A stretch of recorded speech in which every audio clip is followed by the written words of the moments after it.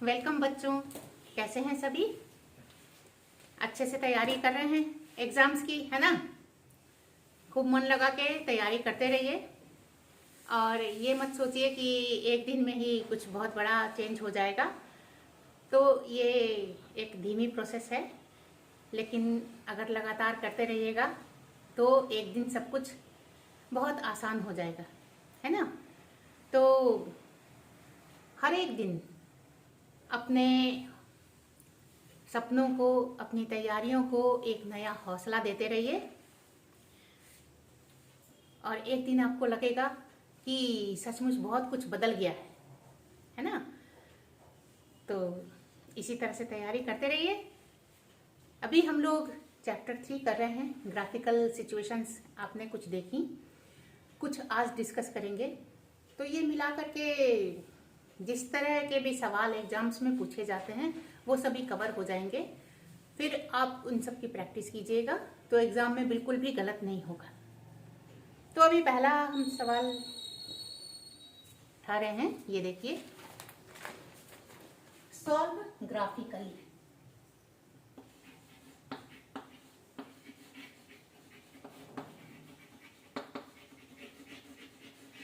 Solve graphically. दो equations दिए हुए हैं, 3x plus y plus 1 equal to 0 and 2x minus 3y plus 8 equal to 0। इस तरह के सवाल बहुत यूजुअल होते हैं और बहुत आसान माने जाते हैं।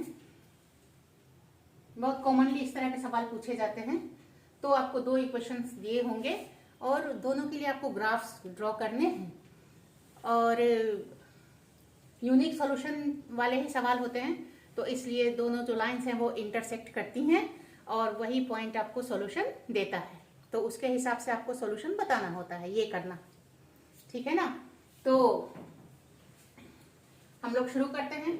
आपको मालूम है कि ग्राफ खींचने के लिए सबसे पहला जो स्टेप होता है वो क्या होता है?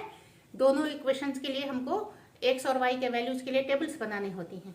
तो कम से कम दो वैल्यूज लेने होते हैं, क्योंकि अगर दो पॉइंट्स हमको मिलेंगे तो हमारी एक लाइन डिटरमाइन हो जाएगी और उसके अलावे कोई भी दूसरी लाइन नहीं होगी जो इन दोनों पॉइंट से गुजरेगी, वो यूनिक होगी। तो इसलिए हमको ठीक ठीक लाइन मिलेगी, ठीक है ना? तो पहला जो इक्वेशन है उसको 3x plus Y equal to -1, ठीक है ना? इसके लिए देखिए टेबल बनाते हैं।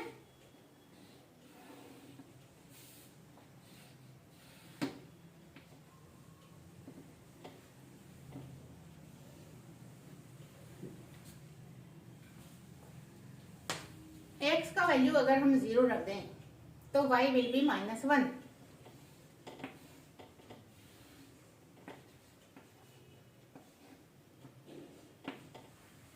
और x का वैल्यू अगर -1 रख दें तो ये -3 हो जाएगा, इधर जाके +3 हो जाएगा तो 2 हो जाएगा, तो y विल बी 2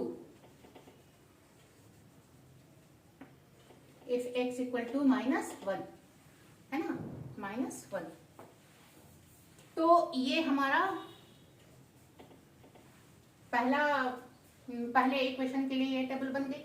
इसी तरह से दूसरे इक्वेशन के लिए ये देखिए, 2x minus 3y equal to -8। इसके लिए भी इसी तरह से टेबल बनाते हैं।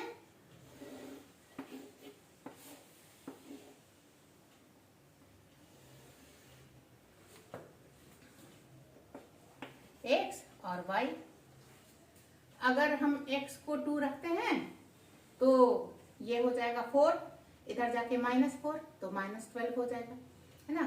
तो x को अगर हम 2 रखें तो -12, that is y will B 4, ठीक है? और अगर x को हम रखते हैं 4, x को अगर हम रखते हैं -4 तो -8, तो -8 और -8 cancel and y will B 0, ठीक है? y will B 0। आप चाहें तो रफ में कैलकुलेट करके देख सकते हैं और तब ये वैल्यूज आप निकाल सकते हैं, ठीक है ना। अब नेक्स्ट क्या है कि दोनों टेबल्स के लिए हमको ग्राफ ड्रॉ करना है। तो सबसे पहले प्लेन में हमको कोऑर्डिनेट एक्सेस बनाने हैं, ठीक है ना। तो कोऑर्डिनेट एक्सेस बनाए इस तरह से, एक्स और Y, X axis, Y axis और यहाँ ओरिजिन, ठीक है। अब देखिए एक्स के लिए हमको क्या क्या वैल्यूज यहाँ पर शो करने जरूरी हैं। तो -4 से लेके 2 तक, -1, -2, -3, -4 और इधर 1 and 2, ठीक है। और इसी तरह से y के लिए -1 और मैक्सिमम 4 तक, 1, 2, 3 and 4, 1, 2, 3, 4, ये हो गया है ना। जितने वैल्यूज हमको चाहिए थे कम से कम उतने हमको शो यहाँ पे करना है। अब देखिए 0, -1 क्या मिला, 0 और -1 ये मिला है ना। x का वैल्यू 0, y का वैल्यू -1 और -1 and 2, -1 and 2 ये मिला। तो 2 पॉइंट्स हमको मिल गए। दोनों को स्केल लगा के अगर ज्वाइन कर देंगे और आगे बढ़ा देंगे तो हमको इस तरह से लाइन मिलेगी। ये देखिए,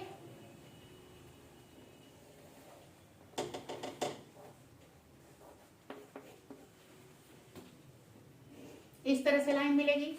कौन सी लाइन है, तो ये है 3x + y + 1 = 0, है ना। और ये जो पॉइंट है ये है कौन सा, 0 और -1, और ये कौन सा है, ये है -1 and 2, ठीक है। इसी तरह से दूसरे के लिए ड्रॉ करें तो 2 and 4 और -4 and 0, ये तो इन दोनों को अगर मिलाएंगे तो हमको इस तरह से ये लाइन मिलेगी। ये देखिए ऐसे जाएगी, ये लाइन है 2x - 3y + 8 = 0। ये जो है इसके कोऑर्डिनेट्स हैं -4 and 0, इसके कोऑर्डिनेट्स हैं 2 and 4। तो इस तरह से दोनों इक्वेशंस के करस्पॉन्डिंग लाइंस ड्रॉ हो गई। और अब हमको क्या देखना है कि ये दोनों लाइंस किस पॉइंट पर इंटरसेक्ट करती हैं। That will be the common point and gives the solution. तो ये है वो कॉमन पॉइंट, यहीं पर इसी पॉइंट पर दोनों जो लाइंस हैं वो इंटरसेक्ट कर रही हैं। तो यहाँ पर x का क्या वैल्यू है और y का क्या वैल्यू है ये हम देखेंगे। तो x का वैल्यू है -1 और y का है 2। तो इसलिए solution will be x = -1 and y = 2। ये काम आपको करना है, ठीक है। तो आपका पूरा ही काम कंप्लीट हो जाएगा और इसको इस तरह से आप ग्राफ पेपर पर दिखाइएगा। तो ये दोनों लाइंस आपको दिखेंगी और ये वो पॉइंट है जहां पर दोनों लाइंस इंटरसेक्ट कर रही हैं, है ना। और इसी पॉइंट के जो कोऑर्डिनेट्स होंगे उन्हीं से हमको सॉल्यूशन मिलेगा, ठीक है। तो ये सब चीजें आप ग्राफ पेपर पे दिखाइए और सॉल्यूशन जो हुआ वो भी बताइए, ठीक है। तो इस तरह से ये वाला सवाल हो गया और इसके बाद एक और भी सवाल लेके चलते हैं, वो देखिएगा। उसमें थोड़ा काम ज़्यादा करना है लेकिन सभी छोटे छोटे से काम हैं, बहुत आसान से हैं और मन लगाने वाले हैं, ठीक है। तो अभी हम दिखाते हैं, देखिएगा आप ध्यान से।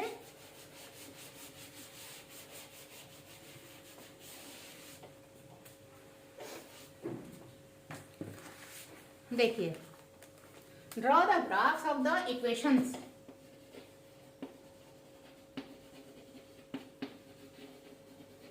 Draw the graphs of the equations. पहला equation x minus Y plus 1 equal to 0 और दूसरा 3x plus 2y minus 12 equal to 0, minus 12 equal to 0। एक काम ये करना है। इसके बाद क्या करना है कि determine the coordinates of the vertices of the triangle formed by these lines and X axis. ठीक है, देखिए determine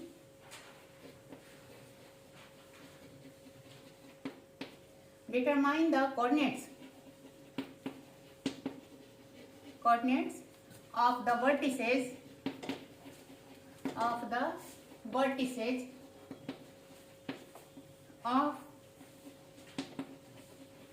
the triangle formed by these lines and x axis। ठीक है, shade the triangular region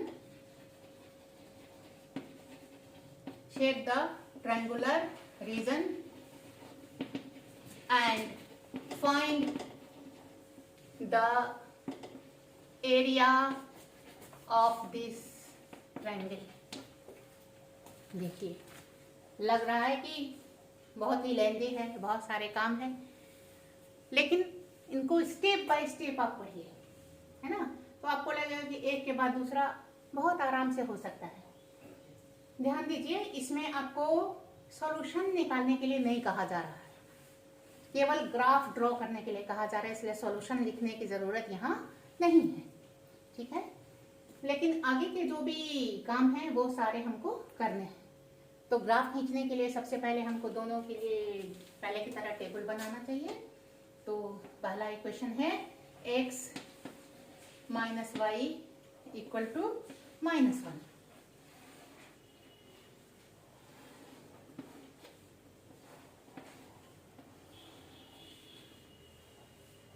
x और y, अगर x को 0 रख देते हैं तो y विल बी 1,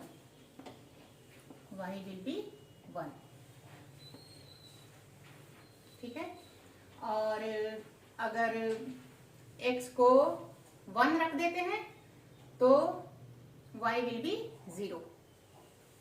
x को अगर हम 1 रख देते हैं ना, या 2 रख दीजिए, 2 रख देते हैं तो यहाँ पे जाकर के हो जाएगा -2 -3, y विल बी 3। ठीक है, x को 2 रखिए, या और भी जो आप रखना चाहें रख सकते हैं। 2 रखेंगे तो इधर जाके -2 हो जाएगा, -3 और y विल बी 3। ये हमारा पहले इक्वेशन के लिए मिल गया। अब दूसरे के लिए, दूसरा है हमारा 3x plus 2y equal to 12।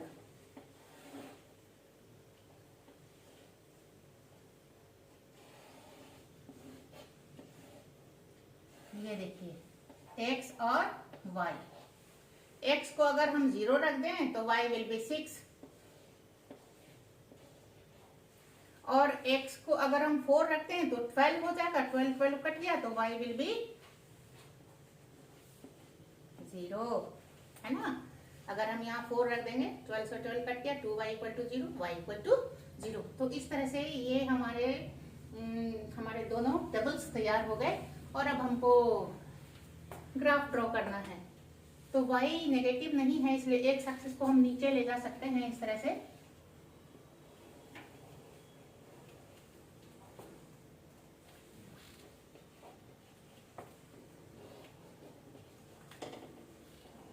x axis, y axis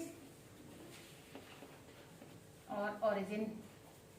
x के वैल्यू 0 से 4 तक है, 1 2 3 4, 1 2 3 4, और y के वैल्यू 6 तक है, तो 1 2 3 4 5 एंड 6। इस तरह से ये स्केलिंग कर दिया जो हमको जरूरी था, है ना। अब हम पॉइंट्स देखेंगे, उनको लोकेट करेंगे। तो 0 1, 0 और 1 ये मिला हमको पहला पॉइंट, और 2 3, 2 और 3 ये मिला दूसरा पॉइंट। पहले इक्वेशन के लिए हमको यहाँ से लाइन मिलेगी, ये देखिए ये गई लाइन है ना। और फिर इसी तरह से दूसरे के लिए 0 6, तो 0 और 6, 4 और 0 ये। तो अब इधर मिलाते हैं, तो यहाँ पर भी हमको ये देखिए ये जाएगी, तो यहाँ 2 ये रहा। जब आप ग्राफ पर इसको ड्रॉ करिएगा तो बिल्कुल सही सही ये ड्रॉ होगा। तो अब आप देख रहे हैं कि यहाँ एक ट्रायंगल बन गया। एक वर्टेक्स इसका यहाँ है, एक वर्टेक्स इसका यहाँ है, और एक वर्टेक्स इसका यहाँ है। इन तीनों वर्टिसेस के लिए हमको अब कोऑर्डिनेट्स बताने हैं। Determine the coordinates of the vertices of the triangle formed by these lines and X axis. देखिए एक लाइन ये जा रही है, एक लाइन ये जा रही है, और उनके बीच में एक्स एक्सिस का जो पोर्शन बाउंड हो गया, उनसे मिलकर के ये ट्रायंगल बन रहा है। इसी ट्रायंगल से हमको काम है, इसी ट्रायंगल की बात इसमें कही जा रही है ना। तो वर्टिसेस हमको लिखने हैं। ए के वर्टिसेस क्या हो गए, देखिए 2 and 3, 2 and 3, 2 and 3 ये हो गए।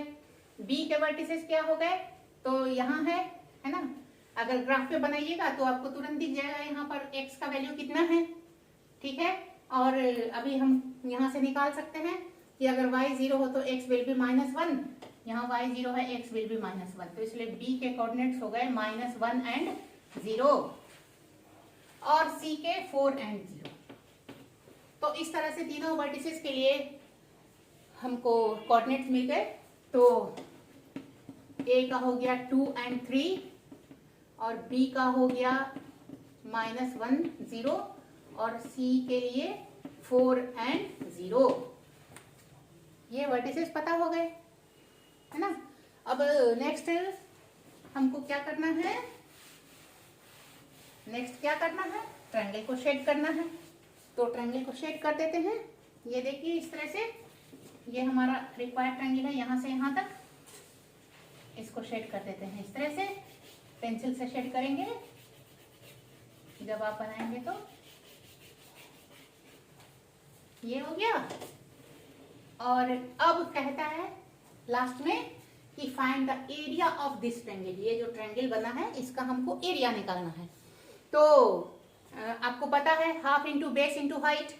अगर हमको बेस और हाइट किसी ट्रायंगल के दोनों चीज पता है तो हम आराम से उसका एरिया निकाल सकते हैं आसानी से।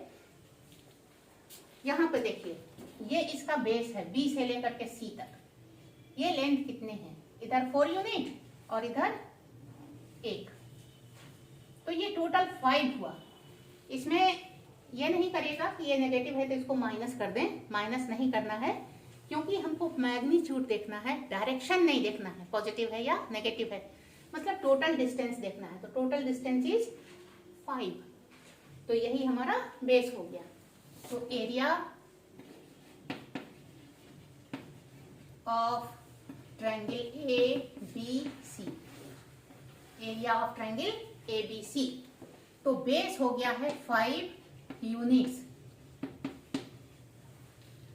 जब भी आप लेंथ लिखेंगे तो यहाँ पर ये यूनिट्स लिखेंगे, जैसे कि सेंटीमीटर या मीटर या मिलीमीटर इस तरह से लिखते हैं, तो यहाँ पे यूनिट्स लिखेंगे। और तो बी हो गया। एच देखिए हाइट, ये देखिए ये इसका वर्टेक्स है, यहाँ से परपेंडिकुलर हाइट है ना। तो दिस इज 3, ठीक है 3, तो 3 यूनिट्स। और इसलिए area equal to half into base into height, that is 1/2 into 5 into 3, तो हो गया 15/2, that is 7.5 square units. Square units, area का यूनिट इस तरह से लिखते हैं, तो ये लिखिएगा, ये छोड़िएगा नहीं कि केवल 7 पॉइंट लिख दिया, 7.5 या यहाँ पर 5 और 3 केवल लिख दिया, तो थोड़ा सा मार्क्स कट सकते हैं इसमें। तो इस तरह से ये हमारे सारे काम हो गए।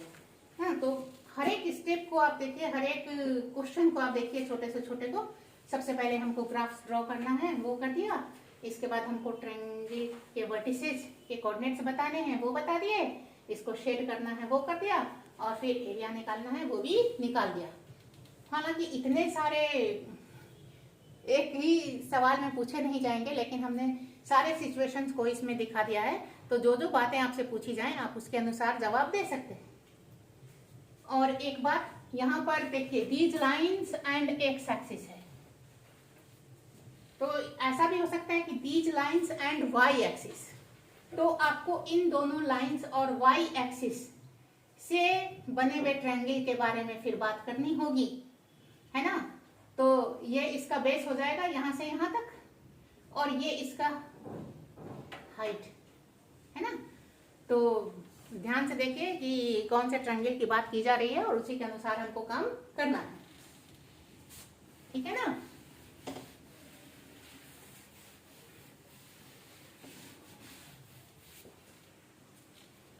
इसके लिए भी देखिए ऐसा बनेगा, ये क्लियर यहाँ पे दिख रहा होगा आपको शायद, है ना।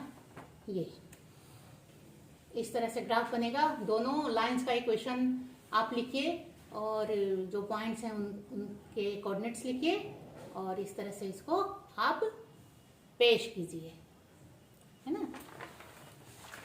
अब एक बहुत छोटा सा सवाल है, इसको भी हम डिस्कस यहाँ पे करते हैं। देखिए, फाइंड द सॉल्यूशन मिटा रहे हैं यहाँ।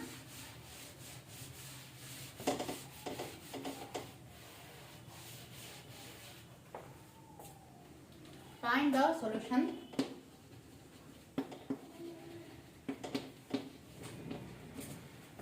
Of equations